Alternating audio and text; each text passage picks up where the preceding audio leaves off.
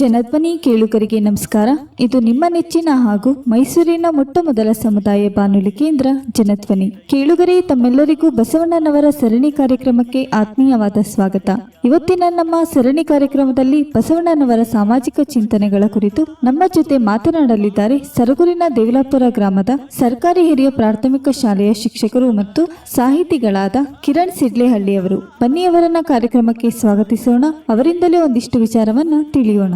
ನಮಸ್ಕಾರ.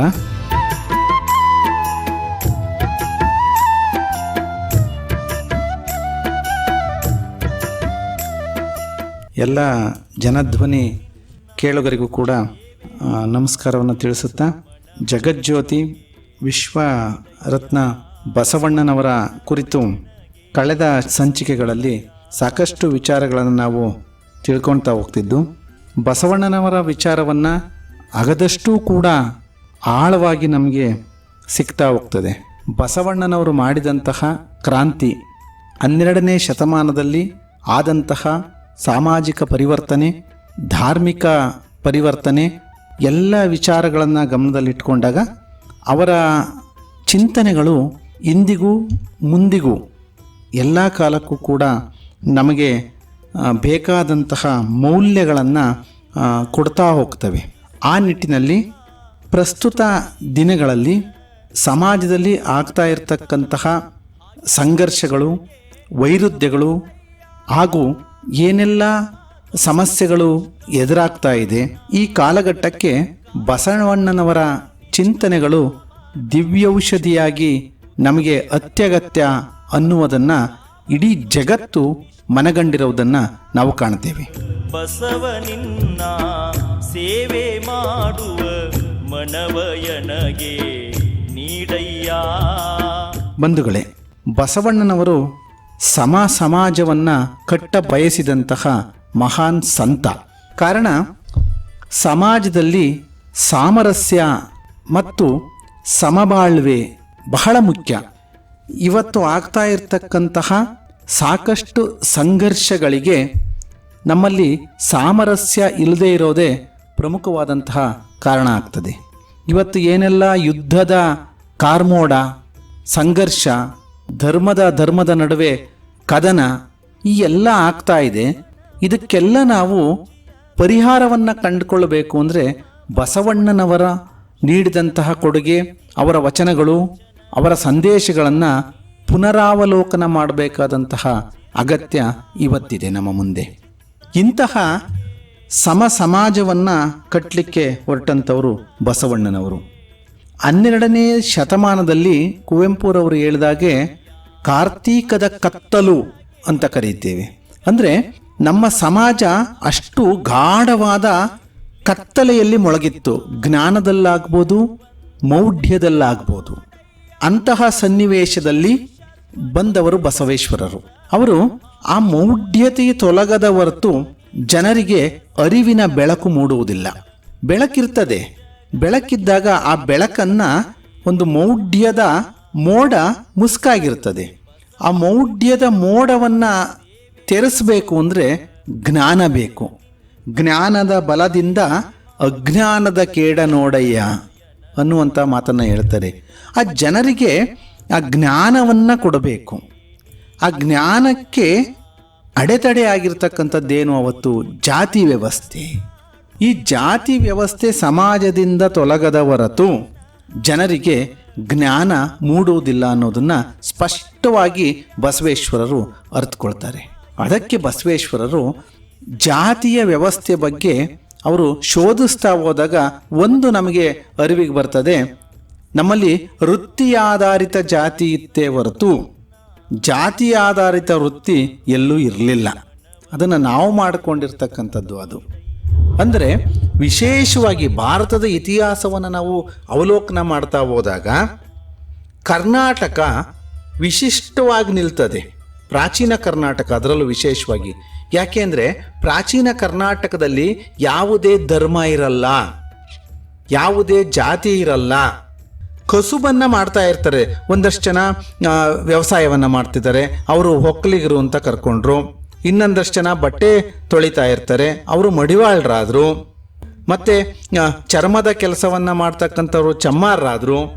ಮತ್ತು ಕಾಸಿ ಕಮ್ಮಾರನಾದ, ಬೀಸಿ ಮಡಿವಾಳನಾದ, ಹಾಸನಿಕ್ಕಿ ಸಾಲಿಗನಾದ, ವೇದವನೋದಿ ಹಾರವನಾದ ಅನ್ನೋ ಮಾತನ್ನು ಬಸವಣ್ಣ ಹೇಳ್ತಾರೆ. ಅಂದರೆ ಕಬ್ಬಿಣದ ಕೆಲಸವನ್ನು ಮಾಡೋರು ಅವರು ಕಾಸಿ ಕಮ್ಮಾರರಾಗ್ತಾರೆ. ಬೀಸಿ ಮಡಿವಾಳನಾದ, ಯಾರು ಬಟ್ಟೆ ಹೋಗಿ ಅವನು ಮಡಿವಾಳನಾಗ್ತಾನೆ. ಹಾಸನಿಕ್ಕಿ ಸಾಲಿಗನಾದ ಅಂದರೆ ಯಾರು ಚಿನ್ಮಾರದ ಕೆಲಸವನ್ನು ಮಾಡ್ತಾನೋ ಅವನು ಆಚಾರ್ಯರಾದರು. ವೇದವನೋದಿ ಹಾರವನಾದ, ಯಾರು ಚೆನ್ನಾಗಿ ಓದ್ಕೊಂತಾರೋ ಅವರು ಬ್ರಾಹ್ಮಣರಾದರು. ಬ್ರಾಹ್ಮಣ ಅಂದರೆ ವಿದ್ಯೆಯನ್ನು ಕಲಿತವನು ಬ್ರಾಹ್ಮಣ, ಅದ್ರಾಗೇನು ವೈಶಿಷ್ಟ್ಯ ಇಲ್ಲ. ಹೀಗೆ ಜಾತಿ ವಿಂಗಡಣೆ ಕರ್ನಾಟಕದಲ್ಲಿ ಆಗ್ತಿರ್ತದೆ. ಆದರೆ ಯಾವಾಗ ಉತ್ತರ ಭಾರತದ ಧರ್ಮಗಳು ಕರ್ನಾಟಕದ ಮೇಲೆ ಏರ್ತಾ ಹೋದ್ವೋ ಆವಾಗ ಈ ಜಾತಿ ವ್ಯವಸ್ಥೆಯನ್ನು ಒಡೆಯೋ ಪ್ರಯತ್ನವನ್ನು ಮಾಡ್ತಾ ಹೋಗ್ತಾರೆ. ಅಲ್ಲಿ ಎಚ್ಚೆತ್ಕೊಂಡಂತಹ ಬಸವಣ್ಣನವರು ಒಂದು ಧರ್ಮವನ್ನು ಕಟ್ಟಲಿಕ್ಕೆ ಹೊರಡ್ತಾರೆ. ನಮ್ಮದೇ ಕರ್ನಾಟಕದ ದೇಶೀಯ ಧರ್ಮ ಲಿಂಗಾಯತ ಧರ್ಮ. ಲಿಂಗಾಯತ ಧರ್ಮ ಯಾವುದೇ ಒಂದು ಜನಾಂಗಕ್ಕೆ ಸೇರಿದ್ದಲ್ಲ. ಯಾರು ಆ ವ್ಯವಸ್ಥೆಯ ಒಳಗಡೆ ಬರ್ತಾರೆ, ಯಾವ ಜಾತಿಯವರು ಬೇಕಾದರೂ ಅಲ್ಲಿಗೆ ಸೇರ್ಕೋಬೋದು. ಸಾಮಾಜಿಕ ಸಾಮರಸ್ಯದ, ಕಾಯಕ ತತ್ವದ, ಜಾತ್ಯತೀತ ನಿಲುವನ್ನು ಕಂಡುಕೊಂಡು ಬಂದರೆ ಅವನು ನಿಜವಾದಂತಹ ಲಿಂಗಾಯತನಾಗ್ತಾನೆ. ಬಹುಶಃ ಅದರ ಅರ್ಥ ಇವತ್ತು ಸಾಕಷ್ಟು ವ್ಯತ್ಯಾಸ ಆಗಿರ್ಬೋದು. ಯಾಕೆ ಕಾರಣ ಏನು ಅಂದರೆ ಇವತ್ತು ಮೌಢ್ಯವನ್ನು ಇನ್ನೂ ನಾವು ಬಿತ್ತುತ್ತಾ ಇದ್ದೇವೆ. ನಿಜವಾದ ಲಿಂಗಾಯತ ಧರ್ಮದ ಅರ್ಥವನ್ನು ಅರ್ಥೈಸುವಲ್ಲಿ ಏನು ಧರ್ಮ ಪೀಠಗಳು ಇವತ್ತು ವಿಫಲವಾಗಿದ್ದಾವೆ ಅಂತಲೇ ನಾವು ಹೇಳ್ಬೋದು.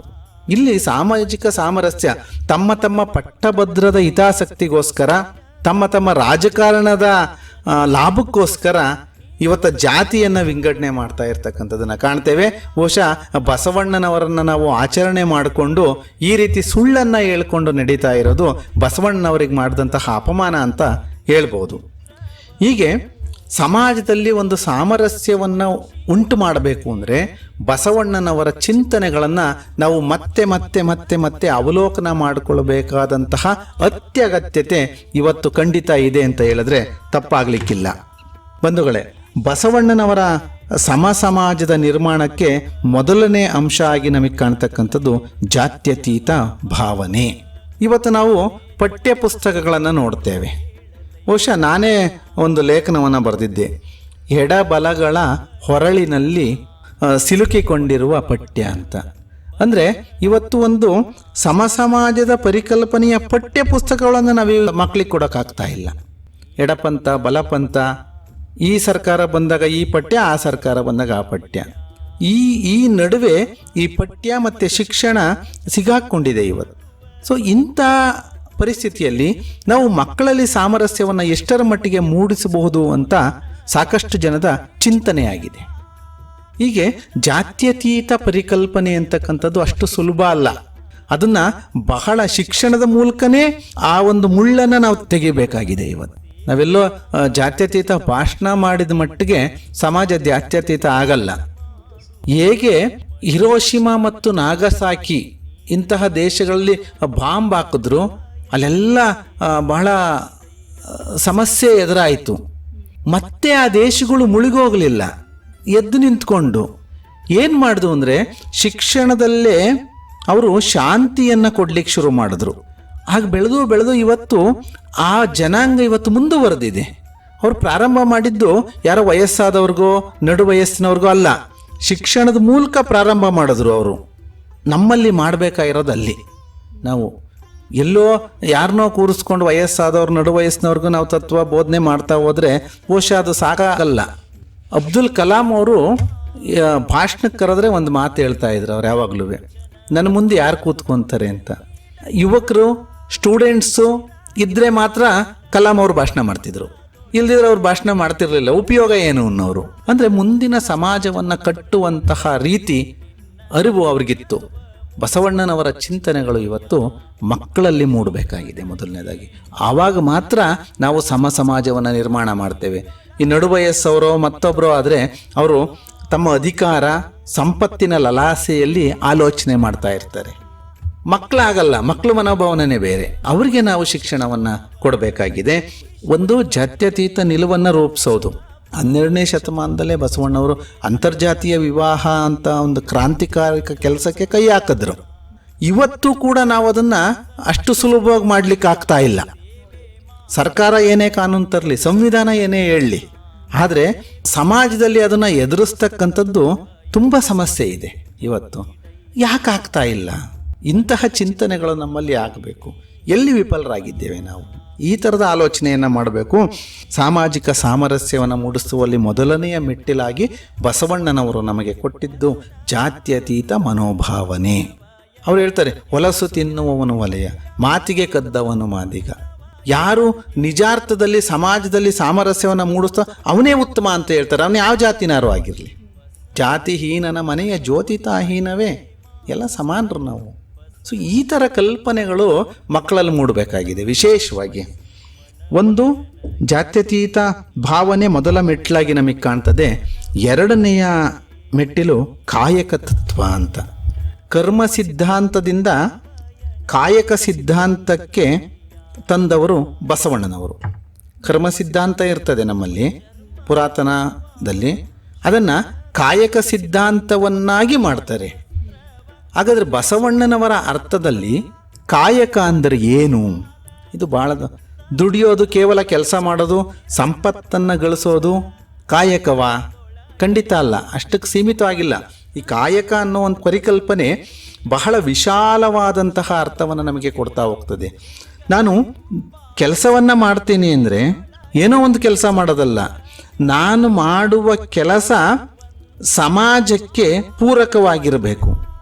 ಇವತ್ತು ಸಂಪತ್ತನ್ನು ಹೇಗೆ ಬೇಕಾದರೂ ಗಳಿಸ್ಬೋದು, ಆದರೆ ಅದು ನಿಜವಾದ ಸಂಪತ್ತಾಗೋಲ್ಲ. ನಮಗೆ ಧರ್ಮ ಮಾರ್ಗದಿಂದ ಬಂದಂತಹದ್ದು ಮಾತ್ರ ಸಂಪತ್ತಾಗ್ತದೆ. ಅದಕ್ಕೆ ಅವ್ರು ತುಂಬ ಚೆನ್ನಾಗಿ ಹೇಳ್ತಾರೆ, ದುಡಿಮೆಯ ಸಂಸ್ಕೃತಿ, ಬೆವರ ಸಂಸ್ಕೃತಿ, ವೃತ್ತಿ ಪಾವಿತ್ರ್ಯವನ್ನು ಸ್ವರ್ಗ ಸದೃಶ ಮಾಡಿದವರು ಕಾಯಕ ಶರಣರು ಅಂತ ಹೇಳ್ತಾರೆ. ಅಂದರೆ ನಾನು ಕಾಯಕವನ್ನು ಮಾಡ್ತೇನೆ, ಕೆಲಸವನ್ನು ಮಾಡ್ತೇನೆ, ಆ ಕೆಲಸ ಸಮಾಜಕ್ಕೆ ಪೂರಕವಾಗಿರಬೇಕು, ಸಮಾಜಕ್ಕೆ ಒಳಿತನ್ನೇ ಮಾಡಬೇಕು ಆ ಕೆಲಸ.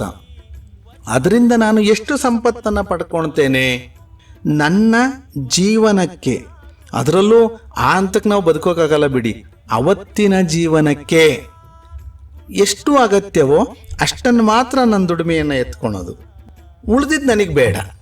ಇಂತಹ ಪರಿಕಲ್ಪನೆಯನ್ನು ಇವತ್ತು ನಾವು ಕಲ್ಪಿಸ್ಕೊಳ್ಳಿಕ್ಕೂ ಆಗೋಲ್ಲ. ಬಸವಣ್ಣನವರ ಶರಣಗಣಗಳಲ್ಲಿ ಆಯ್ದಕ್ಕಿ ಮಾರಯ್ಯ ಮತ್ತು ಆಯ್ದಕ್ಕಿ ಲಕ್ಕಮ್ಮ ಅಂತ ಗಂಡ ಹೆಂಡತಿ ಇರ್ತಾರೆ ಇಬ್ಬರು. ಅವರೇ ನಿಜವಾದ ಕಾಯಕ ಯೋಗಿಗಳು, ಉನ್ನತ ಸ್ಥಾನದಲ್ಲಿ ಇರ್ತಾರೆ ಕಾಯಕದಲ್ಲಿ. ಆಯ್ದಕ್ಕಿ ಮಾರಯ್ಯ ಕೆಲಸ ಏನು ಅಂದರೆ ಅಲ್ಲಿ ಮಹಾಮನೆಯ ಸುತ್ತಮುತ್ತ ಬಿದ್ದಿರ್ತಕ್ಕಂಥ ಅಕ್ಕಿಯನ್ನು ಆಯ್ಕೊಂಡು ಬರೋದು. ಆ ಅಕ್ಕಿಯನ್ನು ಆಯ್ಕೊಂಡು ಬಂದು ತಮ್ಮ ಮನೇಲಿ ಅಡುಗೆ ಮಾಡ್ಕೊಂಡು ಊಟ ಮಾಡೋದು. ಒಮ್ಮೆ ಆಯ್ದಕ್ಕಿ ಮಾರಯ್ಯ ಅಕ್ಕಿಯನ್ನು ಆಯ್ಬೇಕಾದ್ರೆ ಹೆಚ್ಚು ಅಕ್ಕಿ ಸಿಗ್ತದೆ ಅವತ್ತು. ಅವ್ರ ಕೆಲಸನೇ ಅಷ್ಟು, ಅಕ್ಕಿಯನ್ನು ಬಿದ್ದಿರೋ ಅಕ್ಕಿಯನ್ನು ಆಯ್ಕೊಂಡು ಬರೋದು. ಹೆಚ್ಚು ಅಕ್ಕಿ ಸಿಕ್ಕಿದಾಗ ಆಯ್ದಕ್ಕಿ ಮಾರಯ್ಯನ ಆಯ್ದಕ್ಕಿ ಲಕ್ಕಮ್ಮ ಹೆಂಡತಿ, ಯಾಕೆ ಇಷ್ಟು ಅಕ್ಕಿ ಜಾಸ್ತಿ ತಂದಿದ್ದೀರಿ ಇವತ್ತು ಅಂತ ಪ್ರಶ್ನೆ ಮಾಡ್ತಾಳೆ. ಅದನ್ನು ಇವತ್ತು ಯೋಚನೆ ಮಾಡಿ, ಇವತ್ತು 1,000 ರೂಪಾಯಿ ದುಡಿಯೋ ಜಾಗದಲ್ಲಿ 10,000 ತಂದುಬಿಟ್ಟು ಮನೆಯೆಲ್ಲ ಖುಷಿ ಪಟ್ಬಿಡ್ತಾರೆ. ಆದರೆ ಅದು ಕಾಯಕ ತತ್ವಕ್ಕೆ ವಿರುದ್ಧವಾದ್ದು ಅಂತ ಬಸವಾದಿ ಶರಣರು ಹೇಳೋದು. ಆಯ್ದಕ್ಕಿ ಲಕ್ಕಮ್ಮ ಯಾಕೆ ಇಷ್ಟಕ್ಕೆ ಜಾಸ್ತಿ ತಂದಿದೀಯಾ, ವಿರೋಧಿಸೋದಷ್ಟೇ ಅಲ್ಲ, ಎಷ್ಟು ಬೇಕಷ್ಟು ಇಟ್ಕೊಂಡು ಇದನ್ನು ತೆಗೆದುಕೊಂಡು ಹೋಗಿ ಅಲ್ಲೇ ಚೆಲ್ಲಿ ಬಾ ಅಂತ ಹೇಳ್ತಾರೆ. ಯಾಕೆಂದರೆ ನಾಳೆ ಸೋಮಾರಿಗಳಾಗಬಾರ್ದು ನಾವು. ಇವತ್ತು 3-4 ತಲೆಮಾರಿಗೆ ಆಗುವಷ್ಟು ಮಾಡಿರೂ ಕೂಡ ಇನ್ನೂ ಸಮಾಧಾನ ಆಗಲ್ಲ ನಮಗೆ. ಮುಂದಕ್ಕೆ ಏನು ಮಾಡ್ಬೋದು, ಶೇರ್ ಮಾರ್ಕೆಟ್ ಏನಾಗುತ್ತೆ ಅನ್ನೋ ಯೋಚನೆ ಮಾಡ್ತೇವೆ ನಾವು. ಆದರೆ ಕಾಯಕ ಸಿದ್ಧಾಂತ, ಬಸವಣ್ಣನ ನಿಜವಾದ ಕಾಯಕ ಸಿದ್ಧಾಂತ ಈ ರೀತಿ ಅರ್ಥೈಸುತ್ತೆ ನಮಗೆ. ಅಂದಿನ ದುಡಿಮೆ ಅಂದಿಗೆ ಇರಲಿ, ನಾಳೆಗೆ ಯೋಚನೆ ಮಾಡ್ತಾ ಇರಲಿಲ್ಲ ಅವರು. ನಾಳೆ ದುಡಿಯೋಣ. ಇಂತಹ ಕಾಯಕ ಮತ್ತು ಕರ್ಮ ಸಿದ್ಧಾಂತವನ್ನು ಅಳವಡಿಸಿಕೊಂಡು ನಮಗೆ ಕೊಟ್ಟವರು ಬಸವಾದಿ ಶರಣರು. ಇವತ್ತು ಸೋಮಾರಿಗಳ ಕಾಲ ಕಳೀತಾ ಇದ್ದೇವೆ. ಮತ್ತು ಬೇರೆಯವರ ಸಂಪತ್ತಿನ ಮೇಲೆ ಕಣ್ಣಿಟ್ಟು ನಾವು ಕಾಲವನ್ನು ಕಳೀತಾ ಇದ್ದೇವೆ.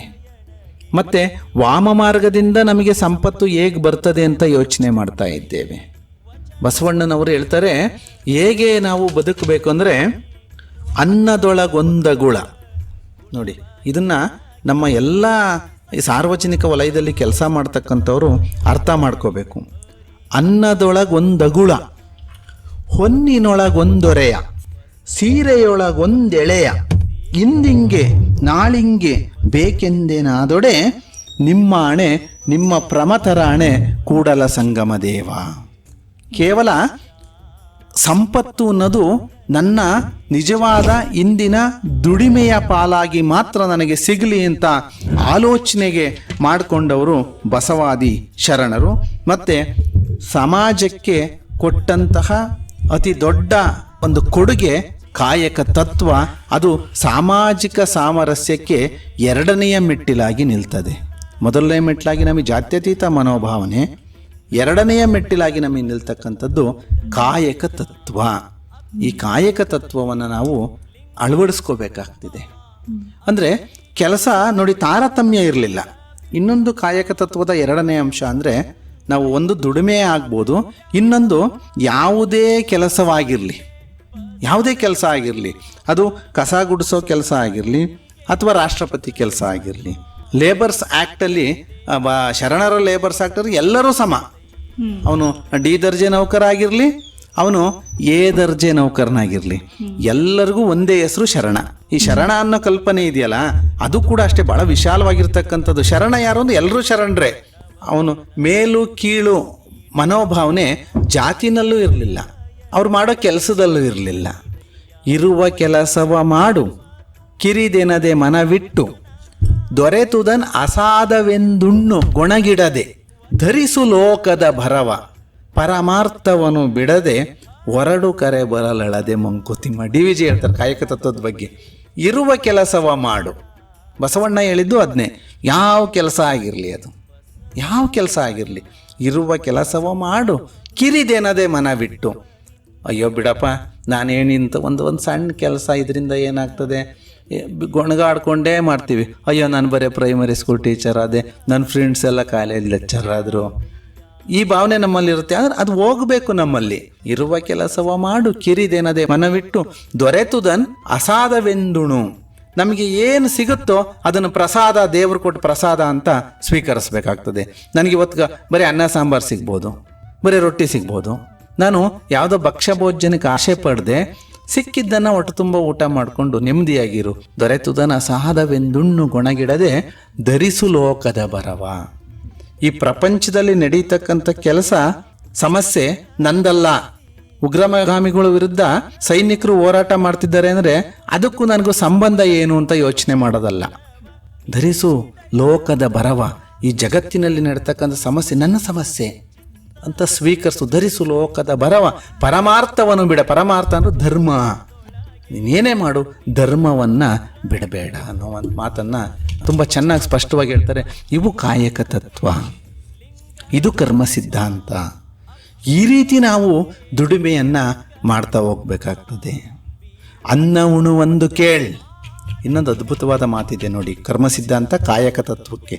ಇವು ಸಮಾಜದಲ್ಲಿ ಅಳವಡಿಸ್ಕೋಬೇಕಾಗಿರ್ತಕ್ಕಂಥದ್ದು. ಅನ್ನ ಉಣುವಂದು ಕೇಳ್. ನಾನು ತಟ್ಟೆಯಲ್ಲಿ ಅನ್ನವನ್ನು ಇಟ್ಕೊಂಡು ಊಟ ಮಾಡ್ತಾ ಇದ್ದೀನಿ ಅಂದರೆ ನನಗೊಂದು ಪ್ರಶ್ನೆಯನ್ನು ಹಾಕ್ಕೋಬೇಕಂತೆ ನಾನು. ಅನ್ನ ಉಣುವಂದು ಕೇಳ್. ಅದು ಗಳಿಸಿದ್ದು, ಆ ಅನ್ನವನ್ನು ಗಳಿಸಿದ್ದು ನಿನ್ನ ದುಡಿಮೆಯ ಫಲವೋ ಪರರ ಕಣ್ಣೀರೋ. ನೋಡಿ ಎಂಥ ಮಾತು ಹೇಳ್ತಾರೆ.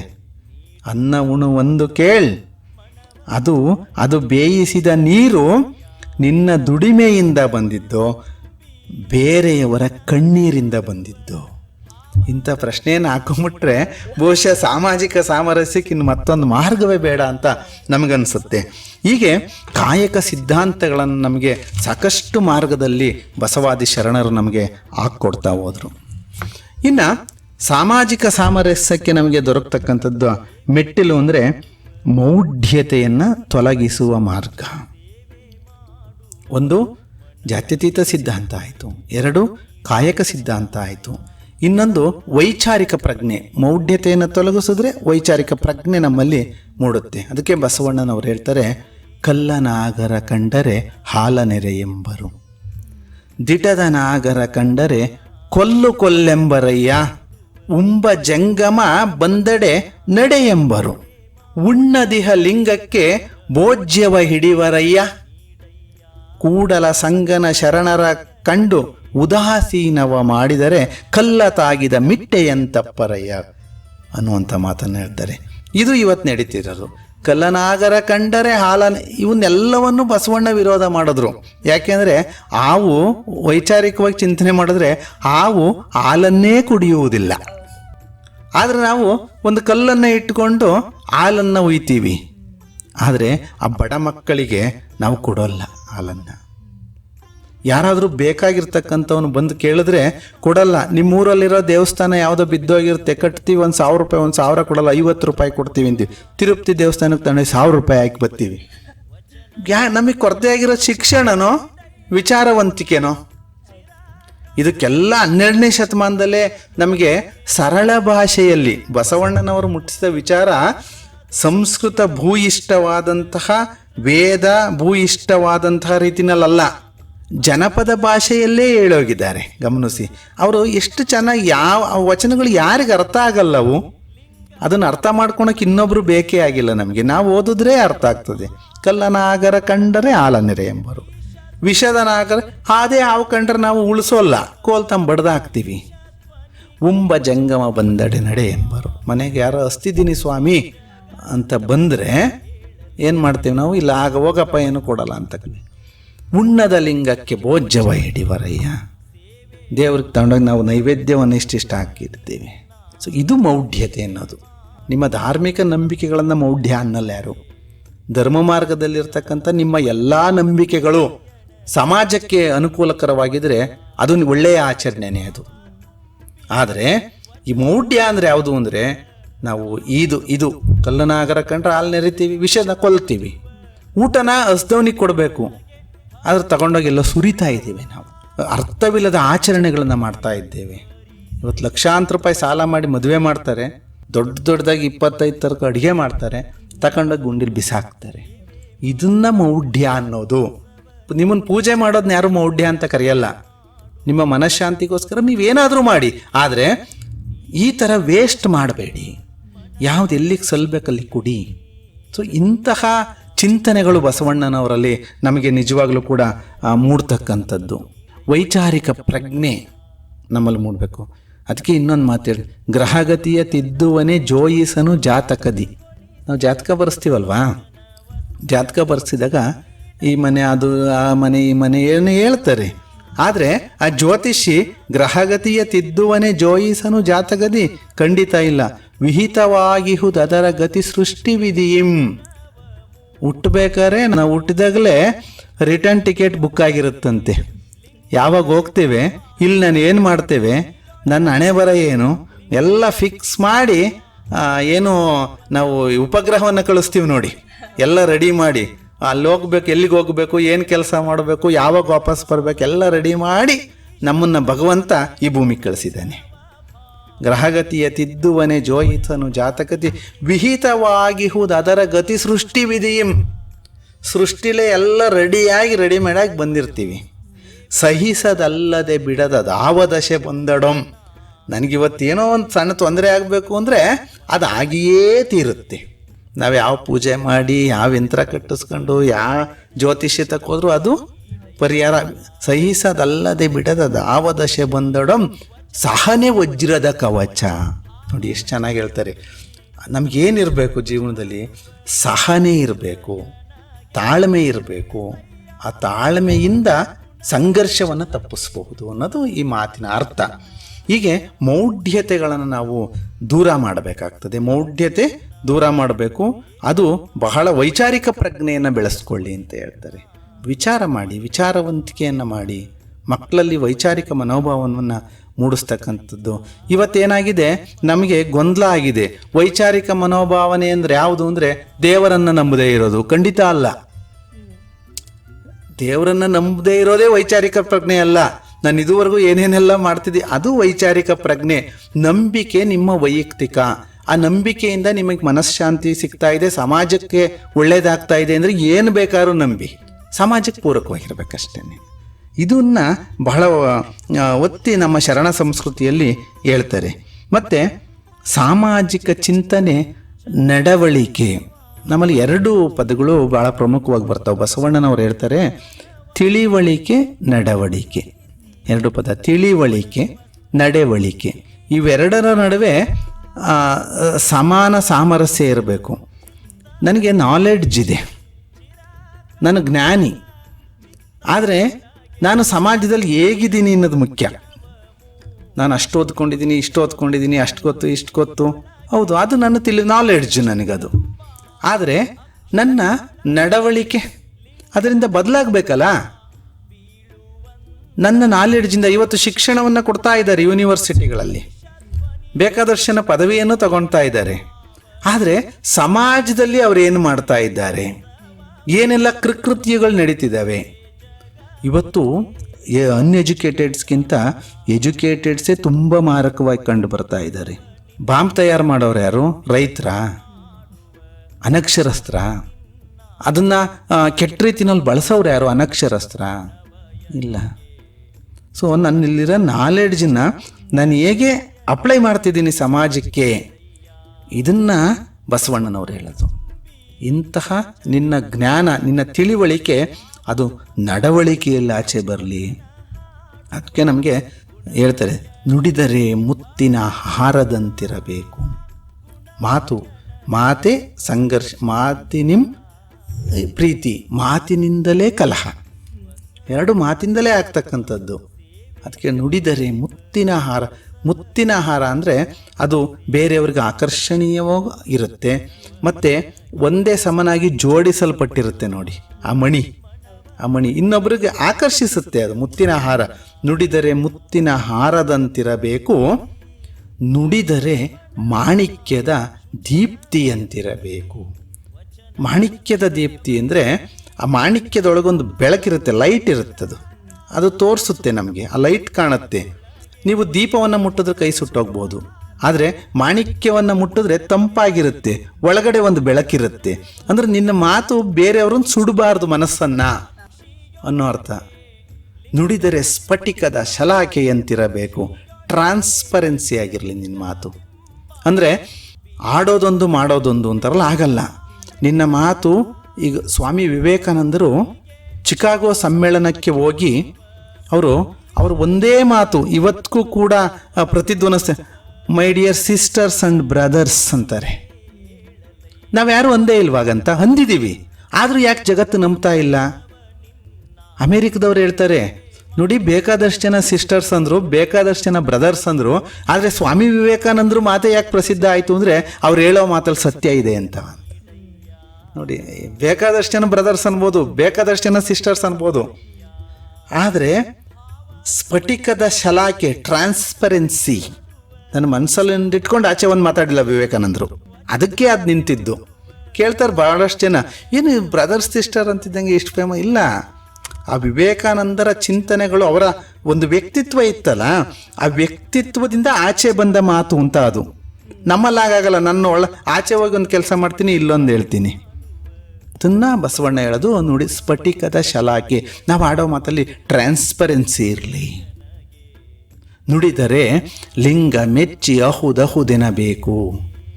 ಇದನ್ನು ನಾನೊಂದು ಕಡೆ ಕೇಳಿದೆ, ಏನಪ್ಪ ಲಿಂಗ ಮೆಚ್ಚಿ ಅಹುದೆನ್ಮೆ, ಏನು ದೇವ್ರು ಎದ್ದುಬಿಟ್ಟು ಹೌದು ಹೌದು ಅನ್ನುತ್ತಾ? ಇಲ್ಲ, ಲಿಂಗ ಮೆಚ್ಚಿ ಇಲ್ಲಿ ನಾವು ಅರ್ಥ ಮಾಡ್ಕೋಬೇಕಾಗಿರೋದು, ಲಿಂಗ ಅಂದ್ರೇನು, ದೇವರು ಅಂದ್ರೇನು. ಒಂದೊಂದು ಸಾಲನ್ನು ವಿವರಿಸ್ತಾ ಹೋದ್ರೆ 1 ಗಂಟೆ ವಿವರಿಸ್ಬೋದು.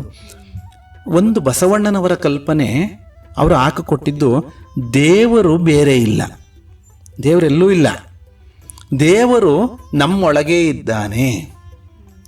ಅದನ್ನು ನಾವು ಕಂಡುಕೊಳ್ಳುವ ಕೆಲಸವನ್ನು ನಾವು ಮಾಡಬೇಕಾಗ್ತದೆ. ಅದಕ್ಕೆ ಕುರುಹಾಗಿ ಲಿಂಗವನ್ನು ಕೊಡ್ತಾರೆ. ಅದಕ್ಕೆ ದೇವಾಲಯ ಎನ್ನ ಕಾಲೇ ಕಂಬ, ದೇಹವೇ ದೇಗಲ, ಶಿರವೇ ಒನ್ನ ಕಲಶವಯ್ಯ ಅಂತ ಹೇಳ್ತಾರೆ ನೋಡಿ ಬಸವಣ್ಣವರು.